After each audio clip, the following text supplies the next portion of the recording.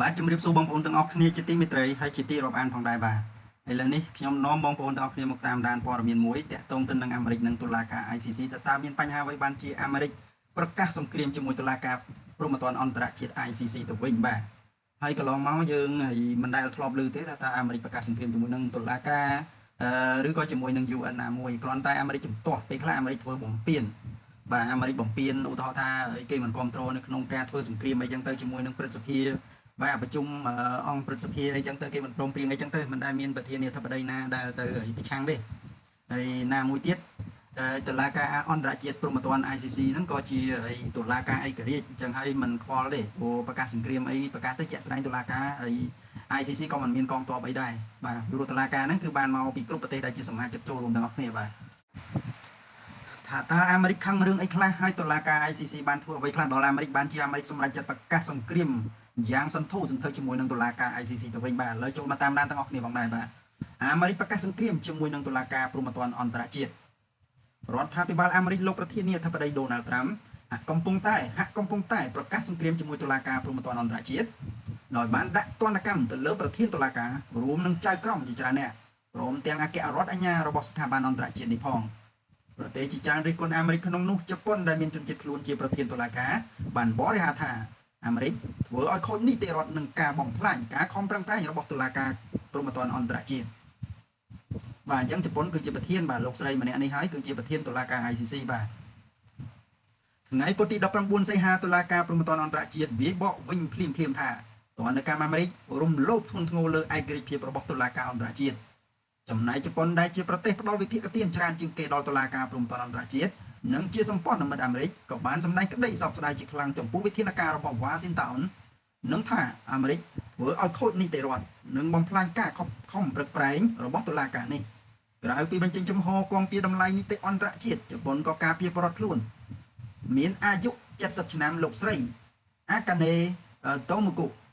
ជាអ្នកច្បាប់ជនជាតិជប៉ុនបានធ្វើចៅក្រមនៅតុលាការព្រហ្មទណ្ឌអន្តរជាតិតាំងពីឆ្នាំ2018ហើយត្រូវបោះឆ្នោតតែងតាំងជាប្រធានតុលាការនេះចាប់ពីខែមីនាឆ្នាំ2024មកតាមរយៈសេចក្តីថ្លែងការណ៍របស់ក្រសួងការបរទេសជប៉ុនរដ្ឋាភិបាលតូក្យូប្រកាសគាំទ្រស្ថាប័នអន្តរជាតិមួយនេះឲ្យបន្តខិតខំបំពេញភារកិច្ចលើវិស័យច្បាប់អន្តរជាតិនិងបន្តកាត់ទោសដាក់ពិរុទ្ធចំពោះបទល្មើសធ្ងន់ធ្ងរចំពោះប្រទេសផ្សេងៗដទៃទៀតរីឯអាល្លឺម៉ង់និងសហភាពអឺរ៉ុបក៏ចេញមុខប្រកាសគាំទ្រតុលាការនិងលោកស្រីប្រធានតុលាការឲ្យបន្តកិច្ចការដ៏មានសារៈសំខាន់របស់ខ្លួនជាបន្តទៀតដោយរក្សាឯករាជ្យភាពបាទទីបំផុតអាល្លឺម៉ង់ក៏ចេញមុខគាំទ្រដែរ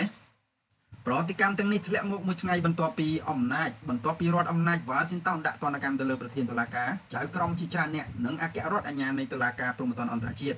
ិដោយហាមឃាត់មិនឲ្យធ្វើដំណើរចេញចូលទឹកដីអាមេរិកហើយបិទគប់ហិរញ្ញវត្ថុនិងអចលនទ្រព្យក្នុងសេចក្តីថ្លែងការណ៍ថ្ងៃអង្គារទី18សីហាលោក Marco Rubio ប្រមុខការទូតអាមេរិកថែមទាំងស្ដីបន្ទោសថារដ្ឋអាជ្ញានិងចៅក្រមទាំងនោះបានប្រើគ្រប់មធ្យោបាយដើម្បីស៊ើបអង្កេតចាប់ខ្លួននិងឃុំឃាំងអ្នកទទួលខុសត្រូវមួយចំនួននៃប្រទេសដែលមិនទទួលស្គាល់ដែនយុត្តិធម៌របស់តុលាការសោះមិនតែប៉ុណ្ណោះ Washington ចោទប្រកាន់ថាតុលាការនេះពុករលួយនិងលំអៀងនយោបាយបាទអញ្ចឹងមានន័យថាការបិទគប់ហិរញ្ញវត្ថុផ្សេងគឺមិនឲ្យធ្វើដំណើរឆ្លងកាត់ដោយសារតែយើងមិនដឹងច្បាស់ថាយ៉ាងណាទេក៏ប៉ុន្តែយើងក៏ជាផ្នែកមួយនៃការជាជនរងគ្រោះកម្ពុជាក៏ជាជនរងគ្រោះក៏ប៉ុន្តែរាល់ការដាក់ពាក្យបណ្ដឹងយើងមិនសូវឃើញមានលទ្ធផលទេជាក់ស្ដែងទទួលស្គាល់ថាយើងមិនសូវមានលទ្ធផលប៉ុន្តែទោះយ៉ាងណាស្របទៅតាមផ្លូវច្បាប់គឺគេតម្រូវឲ្យដាក់ពាក្យបណ្ដឹងទោះជាមានយុត្តិធម៌ឬមិនយុត្តិធម៌ក៏ដោយនេះគឺជានីតិវិធីផ្លូវការមួយដែលมันអាចប្រកែកបានឡើយបើសិនបើយើងប្រឆាំងទៅនឹងនីតិវិធីគឺខុសការដោះស្រាយឬមិនដោះស្រាយគឺអាស្រ័យទៅលើតុលាការតែប៉ុណ្ណោះចំណែកយើងដែលជាកូនក្តីជាជនរងគ្រោះគឺយើងត្រូវតែដាក់ពាក្យបណ្ដឹងដូចជាការផ្ទុះសង្គ្រាមឬក៏ចំនួនព្រំដែនរវាងថៃនិងកម្ពុជាជាដើមយើងមិនដាក់បណ្ដឹងយើងមិនដឹងថារដ្ឋាភិបាលគាត់ទុកចិត្តលើតុលាការ ICC ឬក៏មិនទុកចិត្តឬក៏គាត់ដឹងរឿងថាពុករលួយដោយអាមេរិកដែរបានជាគាត់បានដាក់ពាក្យបណ្ដឹងហើយចំណែកឯគណៈបកប្រឆាំងបានធ្វើការដ៏ត្រឹមត្រូវមួយគឺទោះបីជាដឹងថាតុលាការពុករលួយឬមិនពុករលួយក៏ដោយតុលាការ ICC ក៏ដោយតុលាការ ICJ ក៏ដោយតុលាការនៅកម្ពុជាក៏ដោយគឺតម្រូវឲ្យដាក់ពាក្យបណ្ដឹងប្រសិនបើយើងជាជនរងគ្រោះដូច្នេះហើយនេះគឺជានីតិរដ្ឋគឺជាប្រទេសដែលកាន់យកច្បាប់ជាធំហើយនឹងគោរពសិទ្ធិស្មើគ្នាប្រតិកម្មនេះក៏បានធ្លាក់មកនៅថ្ងៃបន្ទាប់ពីរដ្ឋ Washington បានដាក់ទណ្ឌកម្មទៅលើប្រធានតុលាការចៅក្រមជាច្រើនអ្នកនិងអគ្គរដ្ឋអាជ្ញានៃតុលាការព្រហ្មទណ្ឌអន្តរជាតិដោយហាមឃាត់មិនឲ្យធ្វើដំណើរចេញចូលទឹកដីអាមេរិកជាដាច់ខាត ហើយបិទខ្ទប់ហិរញ្ញវត្ថុនិងបង្កក់ទ្រព្យសម្បត្តិរួមទាំងអចលនៈទ្រព្យផ្សេងៗផងដែរក្នុងសេចក្តីថ្លែងការណ៍ថ្ងៃអង្គារទី18សីហាលោក Marco Rubio ប្រមុខការទូតអាមេរិកថែមទាំងស្ដីបន្ទោសថារដ្ឋអាជ្ញានឹងចៅក្រមទាំងនោះបានប្រើគ្រប់មធ្យោបាយដើម្បីស៊ើបអង្កេតចាប់ខ្លួននិងឃុំឃាំងអ្នកទទួលខុសត្រូវមួយចំនួននៃប្រទេសដែលមិនទទួលស្គាល់ដែនយុត្ថាធិការតុលាការសពមិនតែប៉ុណ្ណោះ Washington ចោទប្រកាន់ថាតុលាការនេះពុករលួយនិងលំអៀងនយោបាយប្រតិកម្មទាំងនេះធ្លាក់មកមួយថ្ងៃបន្ទាប់ពីរដ្ឋអំណាច Washington ដាក់ទណ្ឌកម្មទៅលើប្រធានតុលាការជាច្រើនអ្នក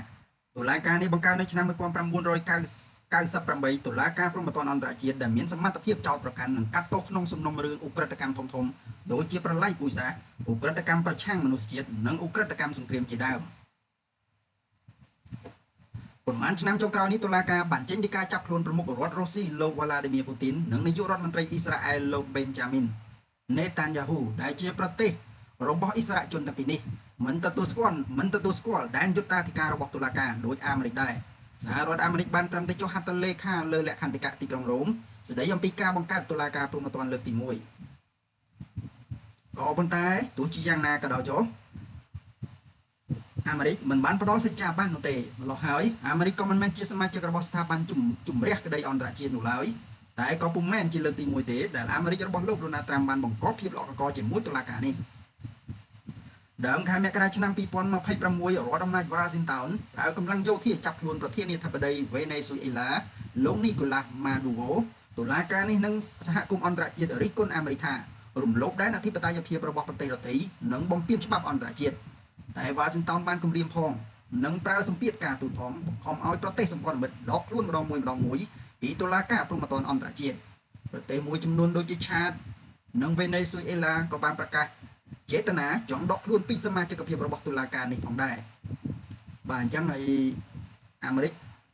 យើងមិនដឹងថាយ៉ាងណាទេហើយមិនដឹងថាពុករលួយឬយ៉ាងណាទេហើយយើងបើមើលទៅតាមលទ្ធផលជាក់ស្ដែងតុលាការ ICC គឺមានអធិបុលខ្លាំងមែនទែនចាប់កាត់ទោសជាច្រើនក៏ប៉ុន្តែយើងមិនឃើញមានជាលទ្ធផលដុំកំភួនថាត្រូវចាប់ឲ្យបានមែនទែនអីយ៉ាងណាយ៉ាងណីត្រូវបានតែគម្រាមបាទបើយើងមើលទៅបានតែគម្រាមដែរបាទគម្រាមចាប់ប្រទេសនានាឧទាហរណ៍ថានៅស្រុកខ្មែរមានចាប់ហឹងបង្ហៀបហឹងបង្ហៀងហ៊ុយពិសិដ្ឋបាទចាប់សម្ដេចនៅពេលដែលធ្លាក់តំណែងបាទអីជាដើមដូចជាมันមានប្រយោជន៍អីទេបាទមើលទៅហើយយើងឃើញការគម្រាមកំហែងជាច្រើនថាចាប់នៅពេលដែលចេញទៅប្រទេសផ្សេងៗក៏ប៉ុន្តែនៅពេលចេញទៅក៏មិនឃើញមានចាប់អីដែរអញ្ចឹងយើងមិនដឹងថាតុលាការនេះស៊ីសំណុកពិតឬក៏ខ្លាំងខ្លាយឬយ៉ាងម៉េចយើងអត់ដឹងទេវាពិបាកនៅក្នុងការស្មានមែនតើដោយសារយើងជាមនុស្សលោកវាត្រូវការភាពវាមានភាពលោភលន់ភាពមានភាពបានដល់អញ្ចឹងហើយយើងមិនដឹងថាហើយត្រូវប្រឈមមុខយ៉ាងណាត្រូវធ្វើបែបណាបាទដើម្បីស្វែងរកព័ត៌មានឲ្យកាន់តែច្បាស់តទៅទៀតយើងនឹងតាមដានព័ត៌មាននេះដូច្នេះយើងនឹងតាមដានបន្តទៀតថាតើតុលាការ ICC ដែលយើងទុកចិត្តបំផុតដែលយើងតែងតែគ្រប់គ្រងឲ្យអ្នករងគ្រោះឬក៏ជនរងគ្រោះនៅកម្ពុជាជាពិសេសប្រទេសកម្ពុជាទាំងមូលដែលរងការរំលោភបំពានពីប្រទេសថៃត្រូវដាក់ពាក្យបណ្ដឹងទៅកាន់តុលាការ ICC នេះមានប្រសិទ្ធភាពឬអត់យើងនឹងរងចាំតាមដានទាំងអស់គ្នាបាទអញ្ចឹងអរគុណជម្រាបលាប្រសិនបើមានខមមិនសូមជួយខមមិនខាងក្រោមបាទសូមអរគុណ